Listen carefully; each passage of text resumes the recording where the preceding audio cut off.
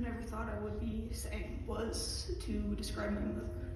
I never thought that I would be standing here today at my mother's funeral at 17 years old. I can't even begin to imagine how my grandparents feel right now. They watched their own daughter live her whole life to the fullest.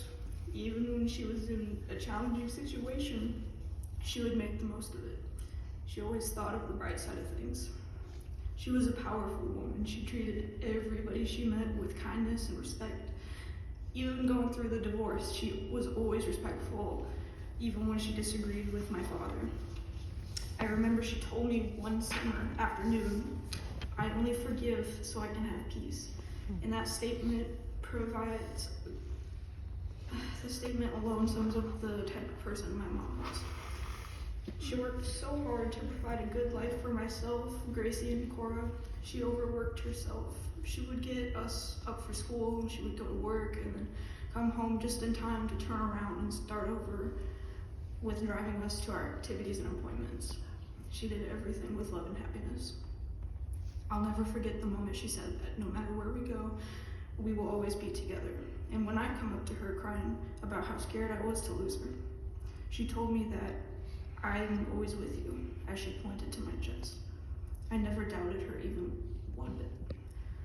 She's still with us even after we say goodbye today. Maybe not physically, but emotionally. I learned that from my family that's here today. Family was so important to her. She spent a long time trying to get my siblings and I together with family. She told me that I want you to know your family so that when I pass, you will have those people to rely on. I still think about that a lot, and today I consider everybody here family. She loved everybody. Even if she disagreed with somebody, including myself, she was civil. She is the type of person that I want to be. She is the person that I look up to the most. And anybody would be lucky to have her in her life. And we are all gathered here today to celebrate a very special woman. After all she gave us, this is our way of giving it back. She always loved my artwork. No matter what I did, she would always love it. For so many years, I promised her that I would draw her, despite her hesitation. I waited so many years because I wanted to do it when I got better at art. I waited so many years because I wanted to create something that captures her in the best way possible. I created this portrait of her a few months ago, and at that point, when I created it, she was in the hospital.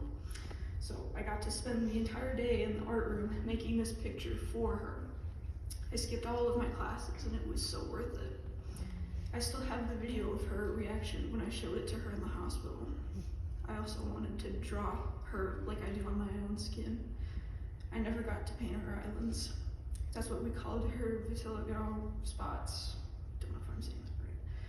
When we were in the hospital for the last time, I took a picture of my hand holding hers.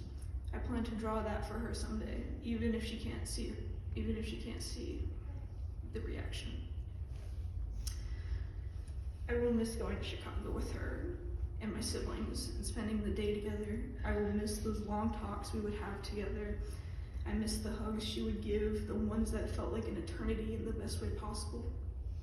I remember when I used to have long talks with her in the car, and sometimes around the season we would get shamrock shakes together. We used to talk a lot, even if it was just sitting in silence.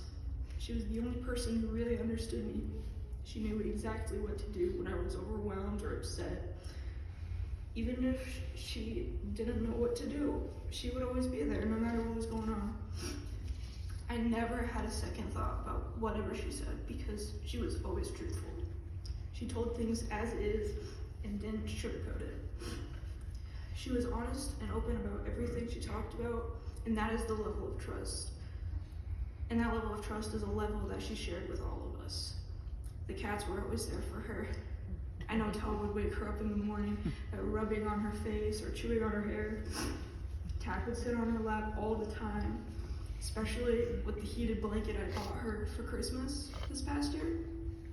Tick would love sitting in bed with her and spend time with her. The hardest part about seeing your mom in the open casket is the illusion that she's breathing. The state she is in now is one I've never seen before, and I keep thinking she's breathing even though I know she isn't. It's a hard thing to accept, and quite frankly, I'm still in a lot of shock. Despite my state of being, I am so grateful that my mom isn't in any pain anymore. I am so grateful that she passed in a state of calm, surrounded by her loved ones. She had fought her battle with cancer so hard. It was so inspiring how she just kept going no matter what life was going for her. She wanted to live to see us grow up.